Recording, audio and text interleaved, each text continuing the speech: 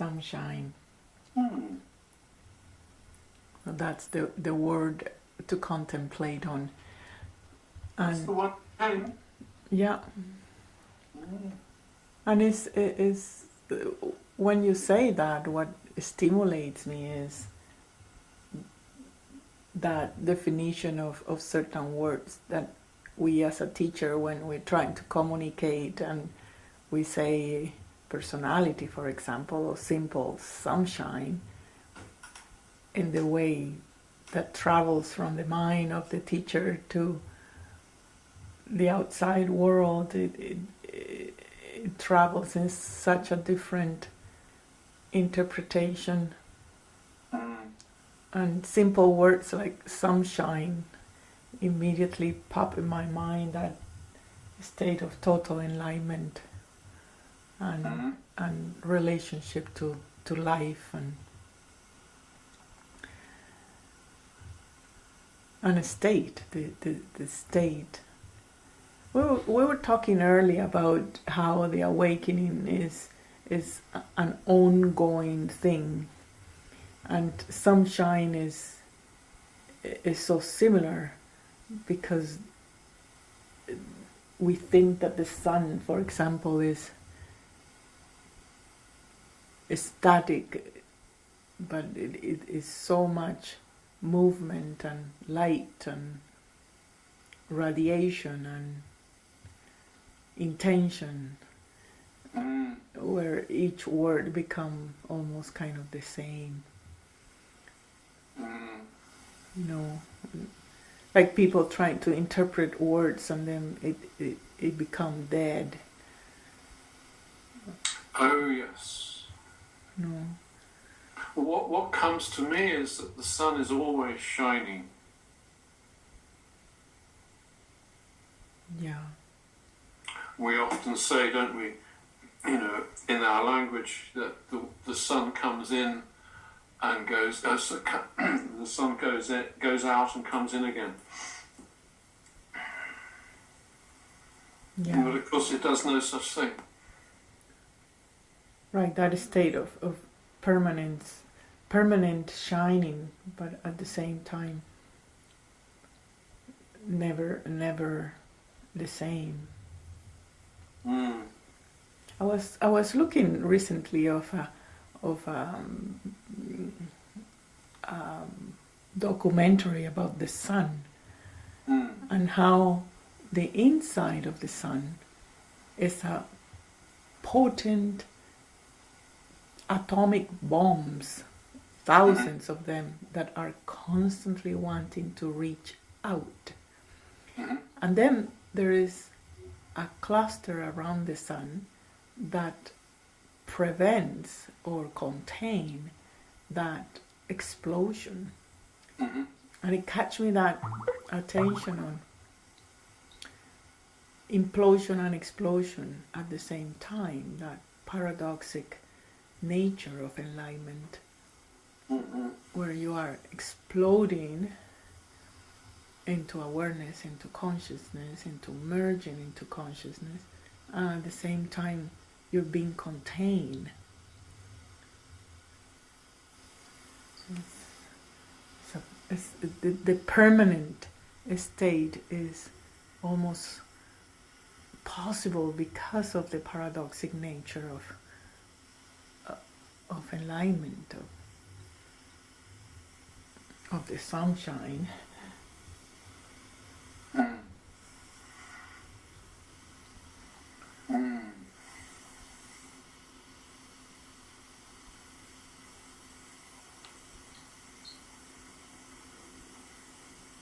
Well, what comes to me is the word joy. And somehow sunshine and joy, and I guess joy is an energy, isn't it? That's Yeah, when you say joy, I see life, like the joy in that continuum, paradoxic movement that produce the joy of creation, or is the joy of creation, and preserve life. Life in the big word, preserve the eternal life, preserve the evolution, preserve and create the inner sunshine, the constant state of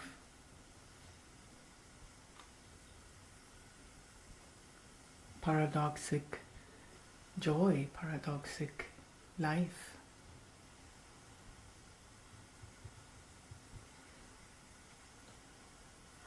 Yes, I've noticed that there seems to be quite a lot of confusion in many people's minds around words like joy and happiness as well, which I could use the word happiness and joy interchangeably.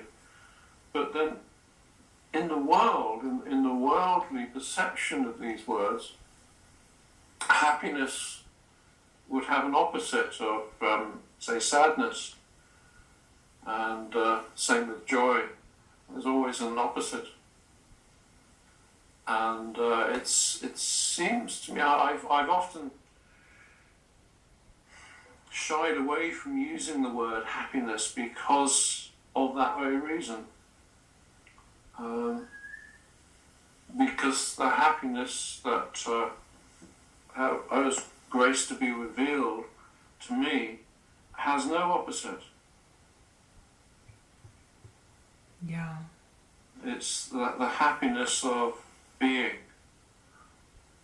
or the joy of being, that doesn't have an opposite. And this is, I don't even know, I'm interested to hear what you say about this, but I think unless someone has the experience, shall we say, and I use that word reticently because truly in speaking, of course, it's not really an experience, but we use it just as a linguistic device.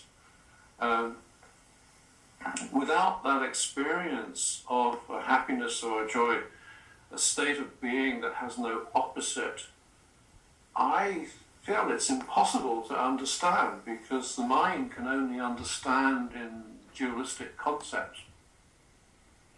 Yeah, and I found that's why it's so important for me to transmit to the seekers and the teachings the aspect of paradox nature, where where as we were saying, in the sunshine there is the part that contract and is the part that expand, and is that union that maintain the joy, that maintain the creation, that maintain the continuum enlightenment of the self. And when people try to put it in the dual place, then it attach the senses, where you say, well, I'm happy if I see, or if I hear, or if I have, or if I know, or if I. So in that sense, then the destruction of the understanding really of what happiness is, or at least what we're trying to say about happiness, it get stagnant, it get of a limited comprehension. And the sad part is that they start pursuing that concept, pursuing that what they have understood, but without understanding really the paradoxic nature of consciousness and the continuum living. Them enlightenment become just a pursuing concept with no energy in it. Absolutely, yeah. Absolutely.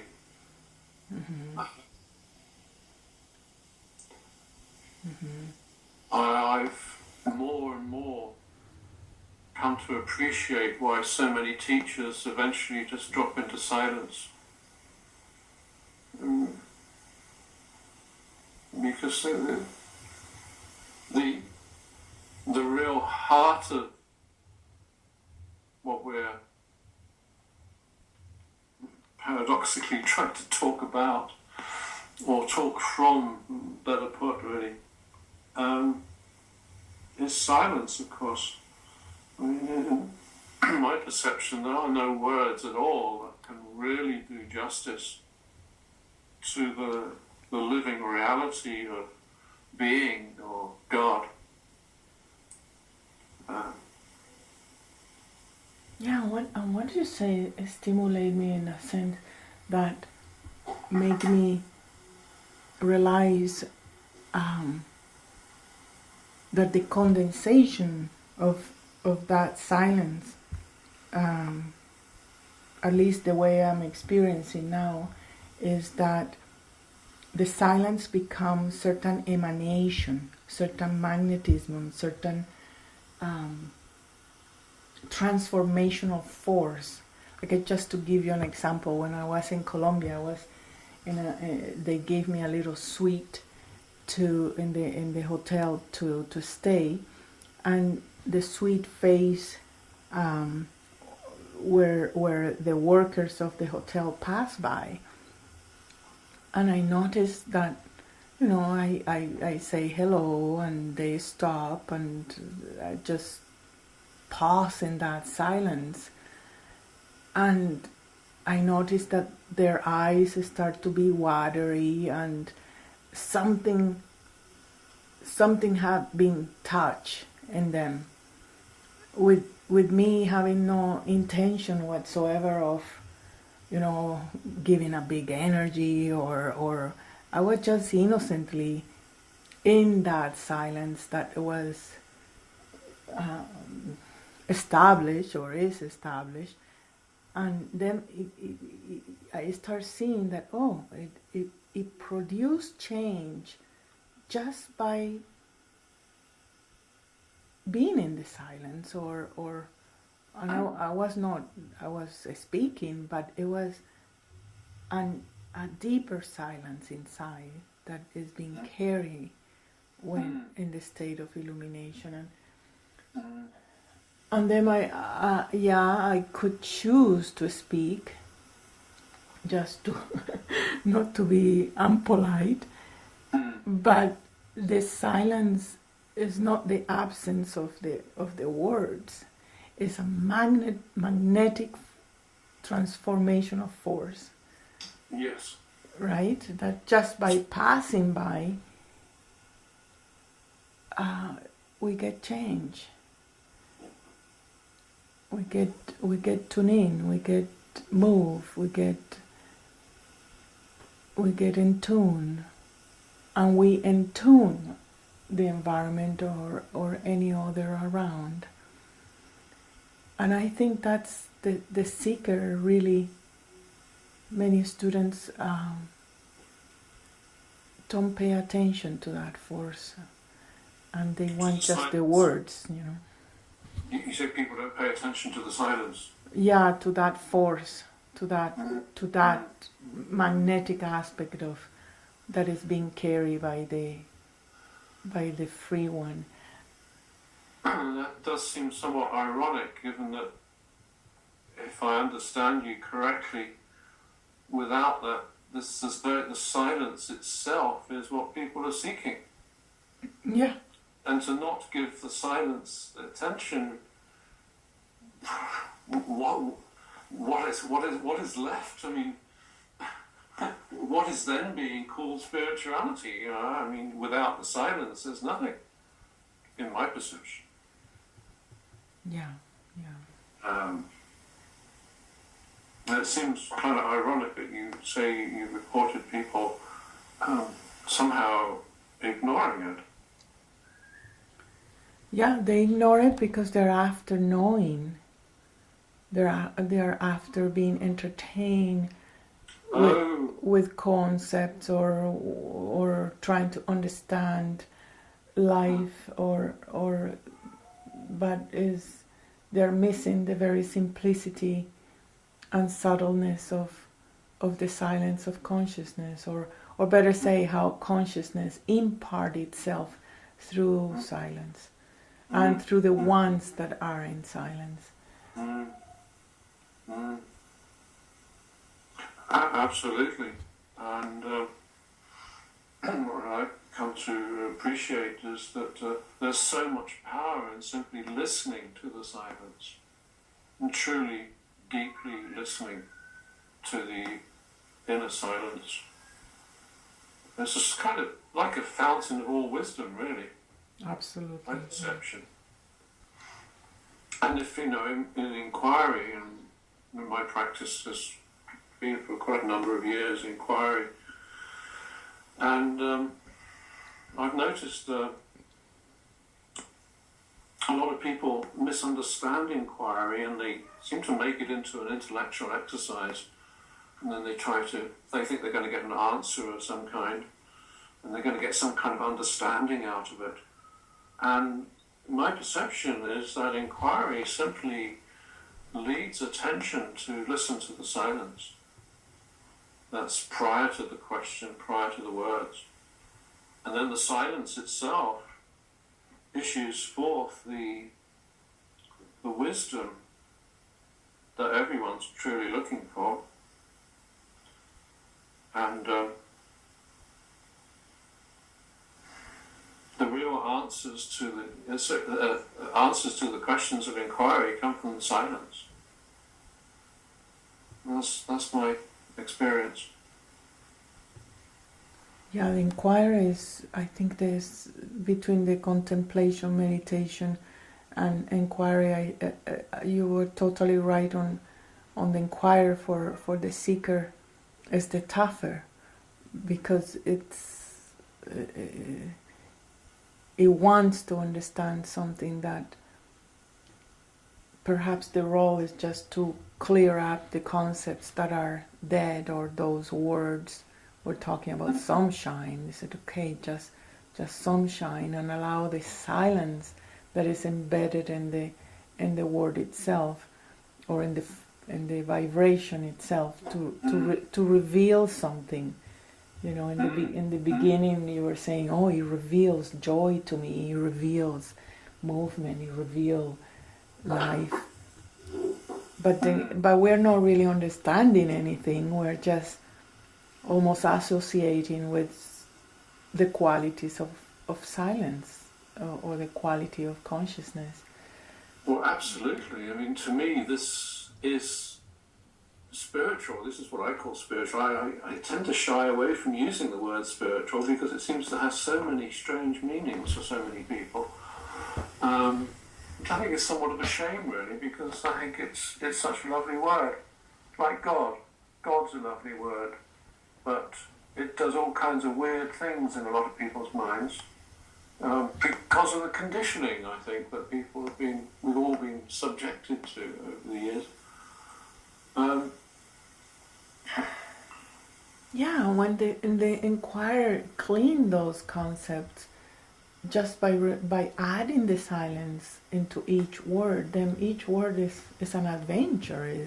We'll start talking this conversation with just one word, sunshine, and then something living start to unfold that transform us, stimulate us, and connect us, and in one sacred moment. Indeed, yes. The one sacred moment that is all there is, actually. Yeah. I mean, there is only this one sacred moment.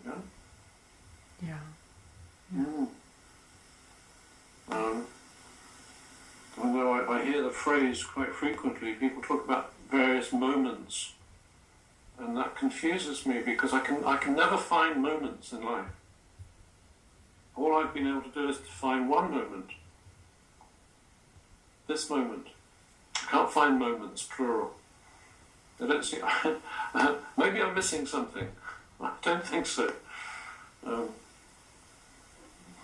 No, it's part of that what we're saying about the continuous aspect of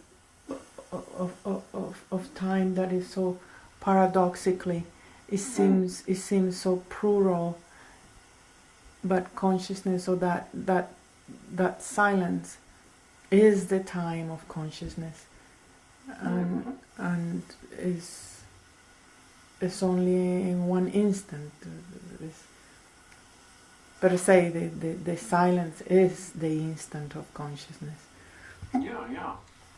And the silence is the nature of this moment, or now, as we call it. And you seem to be heading towards talking about now. And another confusion that I've noticed in many people is to associate the word now. And Eckhart Tolle kind of really popularized the word, didn't he, in The Power of Now, and did a wonderful service in so doing. But I've had loads and loads of clients who really, sort of were inspired by his work in his book, but were making a meaning out of the now as being what's actually happening in the world. And, what's happening in time and space as being the now. And of course it isn't. The now is pure silence, it's pure consciousness. The context within which everything is actually happening, Yeah, and that I think the limitation of the language where they put time and space together, and then that with no background or platform of consciousness, then it become just of what people understand as a routine. And the pursuing them of now again, it becomes a static word that is dead, and they will never get there. They will never experience or realize the union of what is silence, the vector of time, and the vector of space. Yeah, and what's coming to me as I hear what you're saying there is that it's only when we make something into a concept that it becomes static. Only concepts are static, fixed. The living reality of this consciousness, this being that we are, is not static, it's not fixed, it's just a sort of a living, dynamic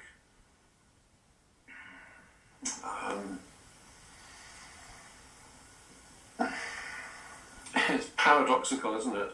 It's both continually living and dynamic and completely, continually shifting shape, and at the same time continually, absolutely still and unchanging.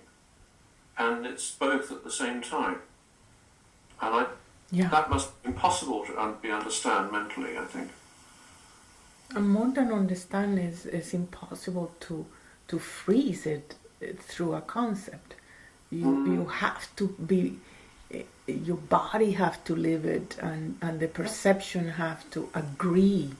And okay, I am under this matrix or under this law, and I have to agree.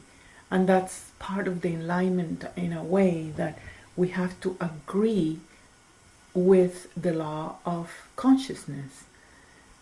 That as you say, is living, is impermanent, but is permanent. It's paradoxic, yes. Yeah, it's absolute paradox. Yeah, it's paradox, and to agree, to say, okay, I surrender, I agree, I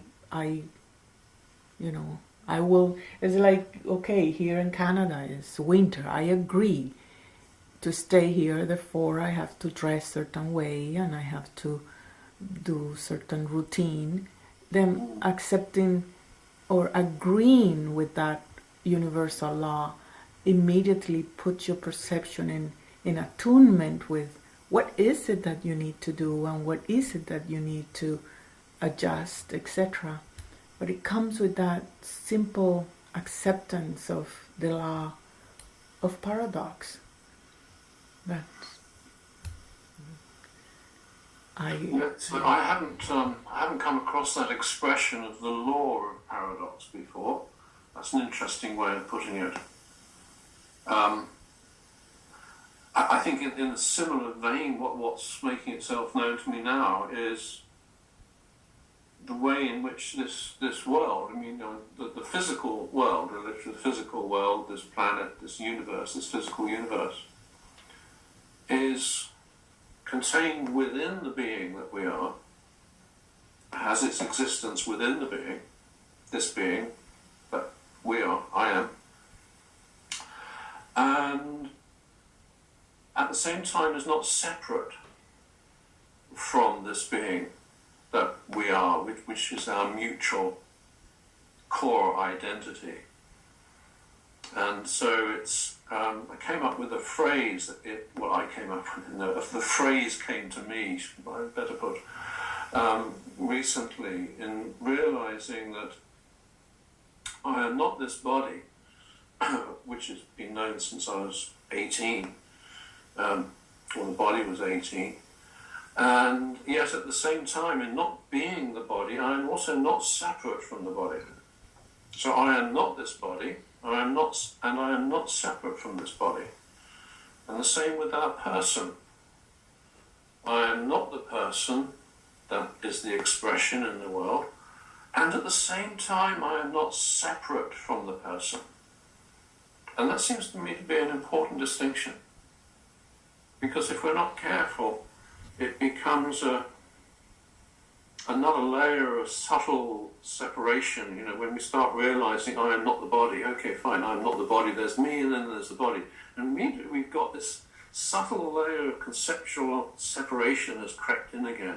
And it's the same when we start recognizing our person, our personality, perhaps we could say. And then, well, oh no, I'm not all of that. I'm not all of those thoughts and emotions and memories and all the rest of it. And then, if we're not careful, there's a sense of separation that creeps in. So then I think it's so important to realize that actually that's just another concept that's creeping in, and the reality is that yes, it's true, I am not my body, I am not this person, and I am not separate from the body, I am not separate from this person. It's like the world. I am not this world, I am not this physical universe, and I am not separate from it either. And that to me is kind of, maybe it's the nub of, for all I know, it's the nub of human suffering, because it seems to me that separation is unlove, it's suffering. As soon as we start to make ourselves separate in any way, shape or form from our bodies, persons, from the world, from each other, this is called suffering, it seems. And it's horrible. It's absolutely horrible. Yeah, I'm sure. Where does that land for you? Well, it made me think of the other side, or other aspect of paradox, where we are but we are not, we're within but we are not, we're outside but we're not, we are existing but we are not, and the paradox nature of consciousness, it applies almost to everything.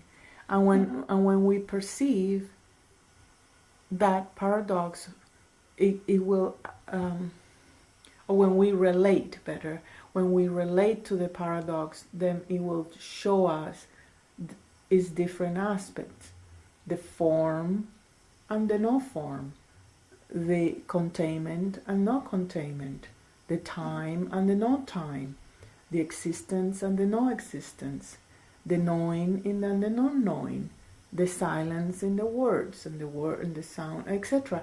So it continuously unfolds the paradoxic nature of consciousness in different status of perception. Until that, I found it, what is powerful about this paradox nature is that it destroys you, in the good word, it destroys everything that exists in a linear time, or in any other time that is not paradoxic. And that I experience that is through that acceptance of the paradox that I am able to reborn into a new perception, because I allow to what my last paradox show me to stop existing and enter into a new way of relating to paradox. In a way, it's like a marriage with paradox, where it's endless. It's endless.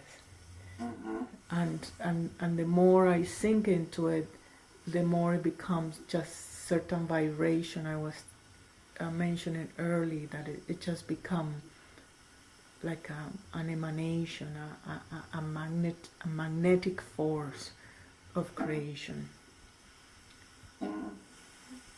in the body, really, because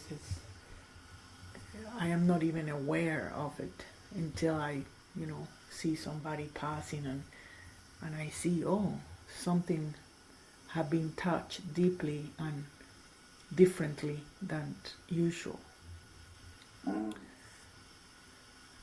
So it's and time is there, and silence is there, and inquiry is there, and all that is contained in that eternal movement of paradox.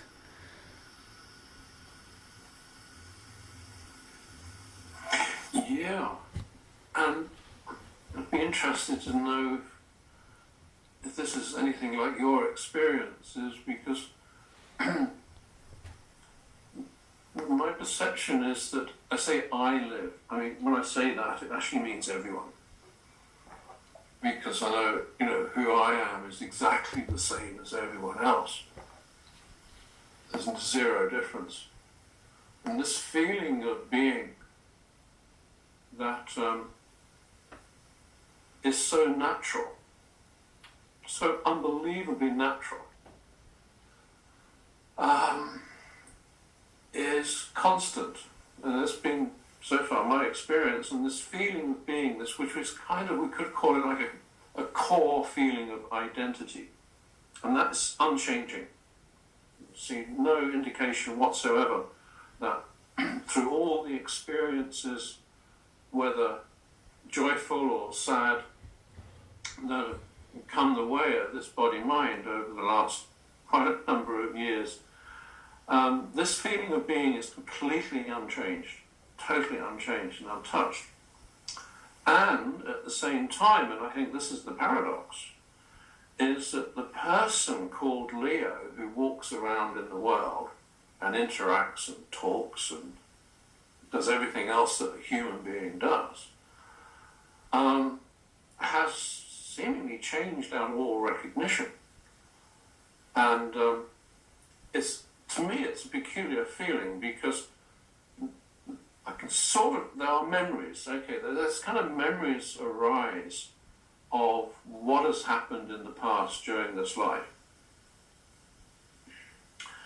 And yet, the feeling is that who was that? It's like that somebody else almost was living those experiences or having those experiences in years gone by. And this is what I call the person has changed. I no longer recognize the person that's alive today as the person who was alive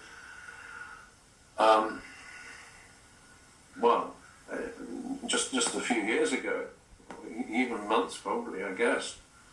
And this person seems to be endlessly changeable. The person seems to be endlessly changeable. Fortunately, because that means that all the conditioning is also endlessly changeable, and all the conditioning can be transformed. And yet, I think the paradox is that the feeling of who I am, in amidst all of this change, is completely unchanging. Mm-hmm. Does this fit with your experience at all? Yeah, definitely. It's like, in a way, the mind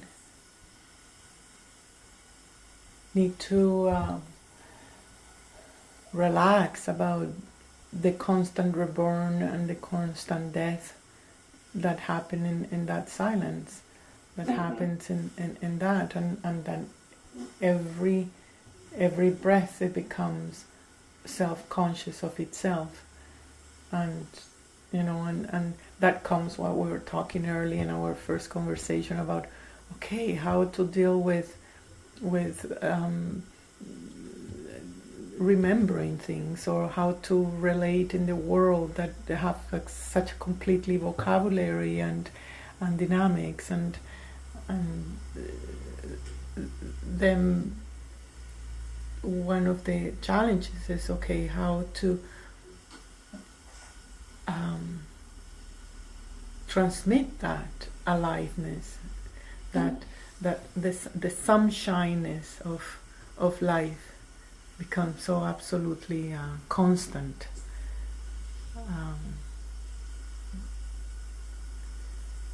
It really is just the eternal life that we see and mention it in mystic books and Internal life, absolutely, yes. yeah. Yes, the eternal life. Yes, the eternal life. Yeah, and you mentioned the reborn and the death, and when I was talking about the endlessly changeable nature of the human person, it's like the human person has died and been reborn quite a number of times within the context of one physical lifetime. Absolutely. And there's something about sunshine that's coming to me, and I've been creeping up for a little while during our conversation, is that when you first asked me to think of that word sunshine, I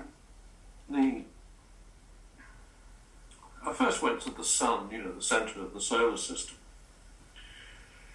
And yet, what's been emerging now during our conversation is the feeling of the inner sun, shall we say, the inner sunshine, the light that shines forth from the deepest aspect of who we are, the light which is also pure silence, the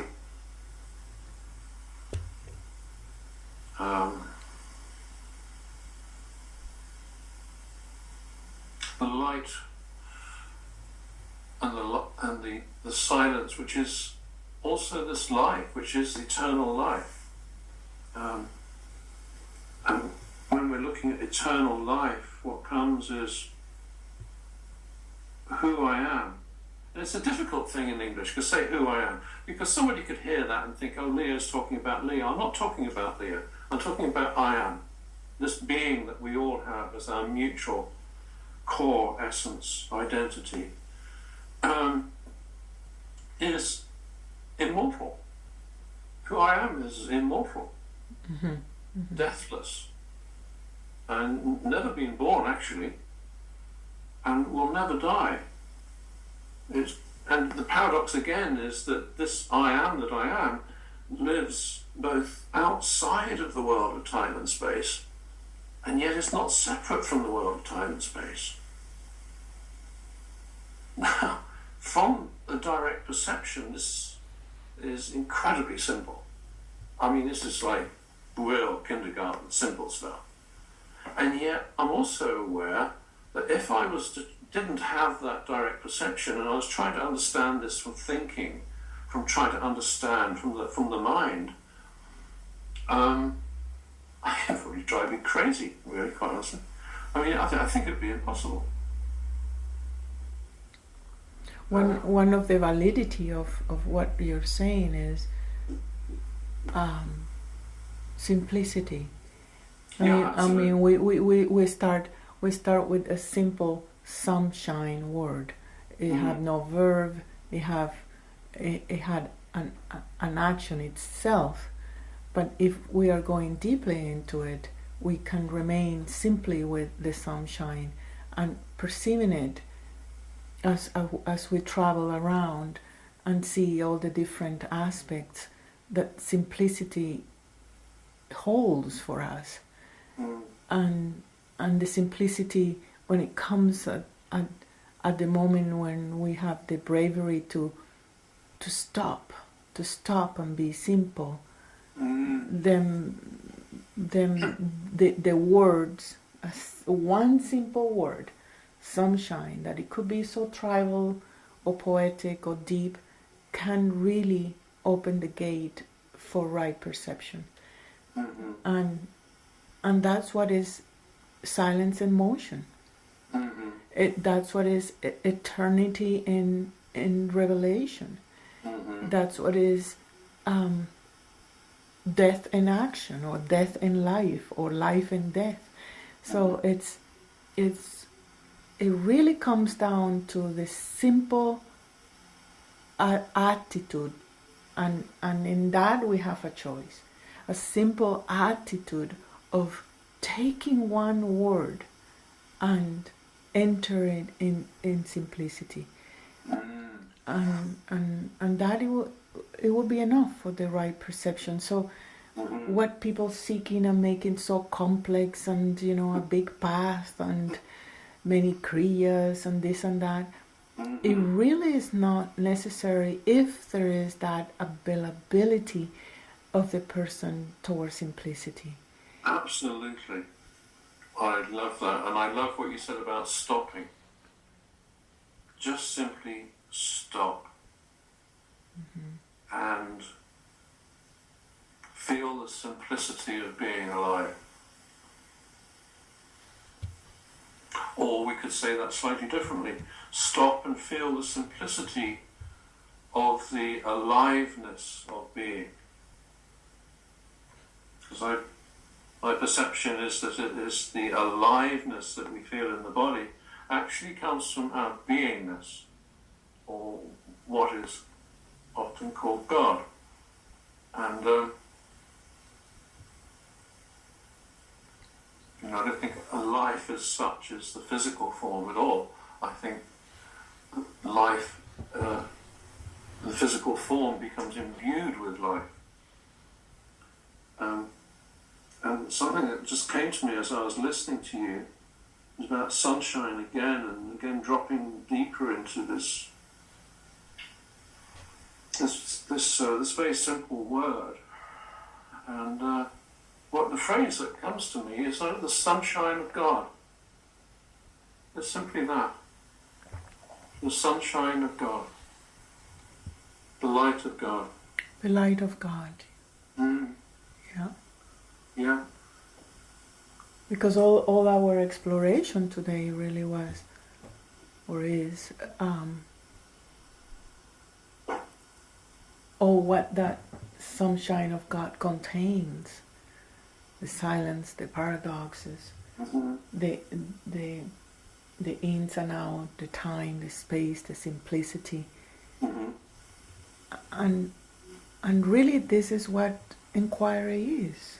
Absolutely. We're inquiring about something that can be refreshed, even if we had the experience before. Just by us talking about it, it refreshes itself. Yes. It revitalizes itself, and we are not really trying to understand anything. No. But we are just stopping one word. We're just slowing down in one word and verbalizing what that stimulates within us without. And this is where the part of inquiry becomes tricky, because it's stimulating, but it's not the mind that is being stimulated. It's what we already know. So you are stimulating me what I already know, and I recognize in you what I already know. And that's what the inquiry become alive, because it's in contact with something. is in contact with other parts of life, other parts of me. And the inquiry is not mental at all. It's not like, oh, that made me think of, or you mean this, or No. right. So it's Yeah. is something that we have to stop in one word, and with that, inquiry comes alive. Inquiring is alive. Is in that, and seekers miss that part. From what I've observed, I believe you're right. Yes.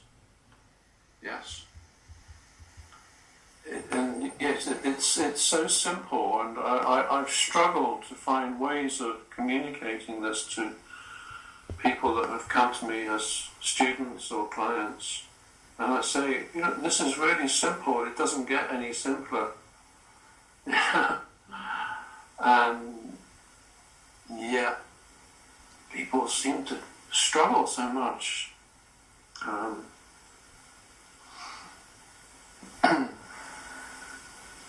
I don't know why it is. Maybe it is good karma or something, I don't know. But all of this has come to me so easily in this life, so quickly, with no effort. Not really. Although I've put a huge amount of practice in, it's been the practice in my life has been that of integrating the revelation or the awakening that has come. That's been the hard bit. The actual awakening to the truth of who I am, the truth of who we all are, happened really quite simply. And then I think there is a whole other conversation here, is that what happens after awakening, and this is something that's not often talked about, it seems. And yet that seems to be, the most important part of the process, that after awakening, after we know who we are, then there's a whole life left to be lived. What happens then? It's a bit like saying, if you're watching a film, and, perhaps it's a love story, and the boy and the girl meet, and blah, blah, blah, and then at the end they walk off happily ever after into the sunset. Right, okay. Well, there's an unanswered question there, is what happens after? Yeah. And it's kind of similar, really, is that what happens after awakening, because life continues to happen. And very, very few people seem to talk about this. I'm not quite sure why. Yeah, in your last conversation, or we were saying that the biggest taboo, you were mentioning something about the taboo of talking about enlightenment. And, Yes. and what it is, and your mention was death, and what was you were saying? Yeah. It's not the ultimate taboo. It seems to me is not death. It's not sex. It's awakening or enlightenment, and being able to say, I know who I am. Hello. The living reality of that archetypal question, who am I? Yes, sure. It's a living reality. It's a living dynamic reality. God. God is the ultimate taboo. Same thing, really. Who am I? I'm God. But be very careful how you say this or who you say it to, because people make all sorts of weird concepts in their mind, And after a while, not so many years ago, if I went out and said I am God, they put me in a mental home. Or they think I've just lost the plot or something. But when I say I am God, you are God. Every other human being is God. Every life form is God. We are all God. Just different expressions of the same one eternal life. And yet, it seems that to talk about this, it seems like it's okay to be seeking.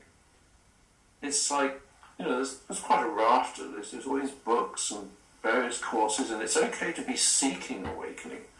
But to actually be awakened, be awakened, is that a word? To be awake, seems a little bit politically incorrect somehow today. Yeah, and seems that way. Yeah, and there are two things that struck me now is one is your analogy of the film, of the romantic movie, and say, well, what happened after? And really is the life of the marriage with consciousness, where marriage is unique, right? Is like being the mother, same thing. There's no one single mother that is the same.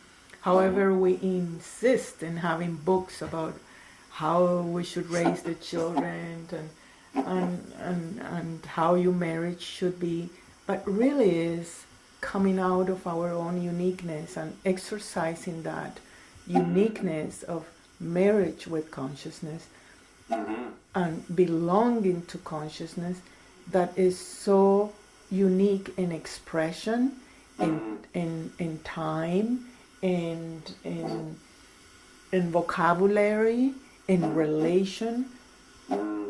It could be intimate, it could be extrovertial, it could be, well, it could be as many as people are awake. So it's talking about how you look like after enlightenment is again something that we need to be in a delicate relationship that is unique to each individual. Absolutely. Yeah. Because it's a marriage. Yeah. It's a marriage. It's the ultimate surrender where, I mean, as a feminine force, where you allow to belong to consciousness and to allow consciousness to move through what you say, to what you, to give room to consciousness to be. And that really is so personal. And people trying to standardize the teachers on say, okay, you're enlightened, that means you don't sleep, or you you are a superhuman, and yeah, you know, yeah, and you that don't eat meat and you don't eat chocolate, and yeah, so it really discourages the ones that are awakening and put a model or standardization of awakening the awakened ones under certain light that it really is impossible to define. And that I found it danger, because many people are enlightened or perceiving the truth, but not knowing how to integrate it in their own personality, in their own marriage. Yes. Right? Have you found that? That's exactly the point I was making. And I mean, who knows how many people are actually either, maybe fully awake. Not that I know what fully awake is, as the whole process seems to be just continually unfolding, but to know who I am is a constant, I think. That's the constant, it's the unchanging constant. And from this unchanging constant, there is this constantly changing and constantly evolving dynamic of life as it's lived through the human person. And it's a question that I have no answer for, because I wonder, I'll tell you what, now I think if an objective person looking at Leo, life of Leo, living a very ordinary life, from the outside, incredibly ordinary person, incredibly ordinary everyday life, nothing remarkable at all. And yet, certainly since the age of 18, there's been this direct perception of the light of God, or the self that was revealed to this one at the age of only 18. And that's been constant, and there's been many other revelations.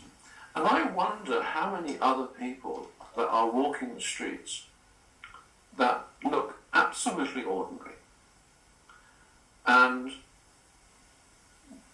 in whom this awakening is also happening, because I'm damn sure it's not just happening to me. That there could be, for all we know, there could be millions of us in the world. And this brings me to this point that keeps coming to me, is that there's very little in the way of teachings of how to live this awakening in the world, how to integrate awakening into the life of the person, how to integrate an awakened consciousness into a human society that is exceptionally unawake. Yeah? I mean, the unconsciousness of human society is never-ending, amazing to me. And it's like, how do we do this? How does that dance unfold? And I think it's a really important question. And for all I know, there could be millions of people struggling with this and saying, look, I'm awakening to this consciousness, I'm knowing who I am, but it doesn't fit with anything that I've been told, it doesn't fit with anything my parents told me, my teachers at school tell me, it doesn't fit with anything that the politicians tell me, it doesn't even fit with anything that the religious priests tell me. What do I do? Help? And, there seems to be very little in the way of teachings in this area, as far as not that I've found. Yeah. Occasionally I find something. Occasionally. Yeah, that's one, and the other one is the actual recognition how the enlightened one that is already perceiving, but it need confirmation that what is perceiving is awakening. Ah, yes. Right. So yes. That because I in my experiences when I have the confirmation, he said, "What are you perceiving?" Is awakening, and I said, "It's that simple. I always have perceived that way," and to relax about the simplicity of it. Yes. Is a first stage that well, that's why the teachers are there basically. Is actually not to teach but to confirm that okay, you are perceiving and you have a direct perception. So I think with that first stage, then the rest unfolds accordingly to the own security of the person and to their own relationship with consciousness. Yeah. But I found it tougher is to admit, to say, okay, I am awakened. And then I am presented with choices, personal choices, social choices, community choices, and what to do with it. Yeah. Right, but it's that first recognition and reassurement is seldom given. Indeed. And that also very much fits with my own experience, because although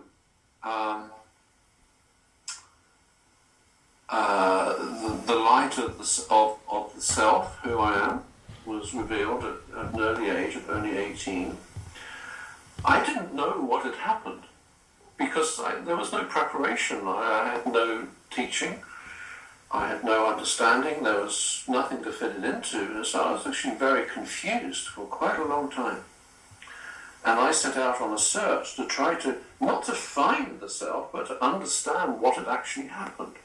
And this was the nature of my rather unusual spiritual search, as far as I can. And eventually I came across a teacher who was also, like yourself, from South America, from Uruguay actually. And it was his confirmation, because I said to him, well, what has happened to me? Because, what has happened to me? And what was this light, this beautiful light? And he said, oh, that's the self. It was very simple, actually. He just said, oh, that's the self. Oh, I said, oh. And that confirmation, that very simple exchange, confirmed in an absolutely direct, heart-to-heart, human-to-human way. And from that point onwards, I was no longer confused. I was no longer struggling to figure out what on earth had happened to me, because what had happened to me was so not in agreement with everything that I'd been grown up and educated to think was real in the world. There's no context for it. So yes, absolutely. And again, I'm sure I can't be the only one, and you're saying the same thing, so it can't just be us who finds this value in the confirmation. Yeah. And what is interesting is that confirmation don't happen in masses. It's something, the inquiry, the contact with the teacher is, it have to have certain privacy or intimacy to say, this is what is happening. But all these massive followers to certain teachers or religious movement and so on, it won't give you confirmation because it doesn't have that direct contact. And in that massive movement, you can be working for ages, be enlightened or awake, and never receive the confirmation. No, because it seems that it's possible to be enlightened or awake and not to know it. Correct. And I believe the reason for this, and I know that was the case for me for quite a number of years, and the reason is because what we call enlightenment, which sounds like this really far off, highly evolved stage of consciousness, is so natural. It's so natural. It's literally who we are, our very own self, our very own being, that there's no thought about it. There's no sense of achievement. There's no sense of accomplishment. There's no sense of having gained something. So it's so, when it happens, it's like, is this it? Yeah. And prior to that, certainly my own mind would come up with ideas of, I guess that's why, partly the reason I struggled for so long was because I'd read about enlightenment and I'd read about this, and it seemed to be something that only happened to people a few thousand years ago, or maybe a few hundred years ago, and you have to be sitting on a mountain or something for it to happen, and all the rest of it. And yet,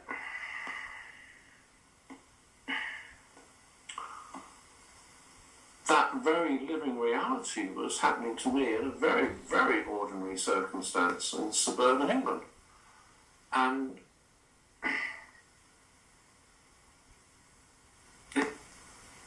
it was very, very hard to connect up the dots, you could say, for me. Yeah. It was very, very hard to connect up the dots. Because on the one hand, I was reading this stuff. I mean, goodness knows who was writing it, whether they were actually enlightened or not, probably not. That presented this state as something quite special, and and you had to do 40 years of sitting in a cave to achieve it, over several lifetimes, and all of this kind of stuff. And hold on, let me just feel where this is going. Well, I found it. No, what it was, there was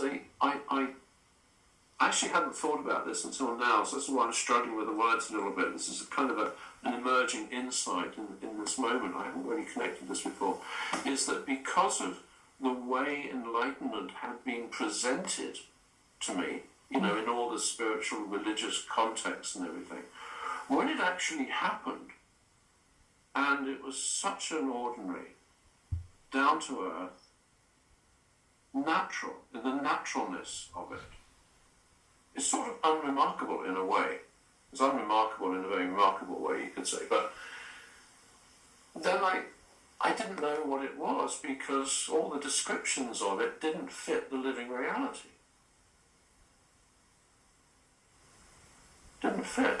So this is why I struggled for so long. And it was only when I received that in a personal one-to-one conversation with a with my teacher at that time, that was what dispelled the confusion.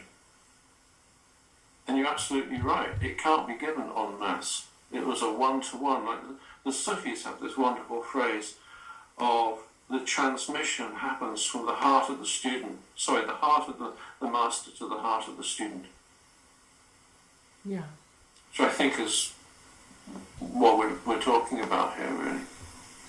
It's the same. Yeah. Different words. Yeah, exactly. Uh,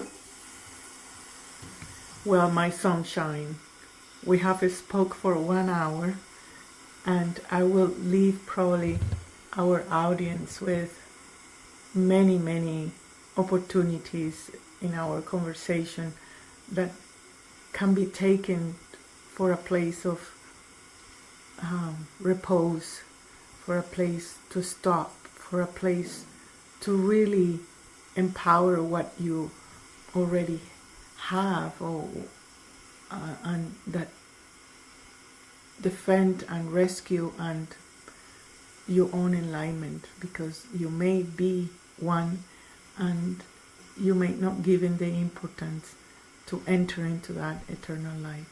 So Leo, I thank you so much for your time and your willingness to to converse, and this has been fun.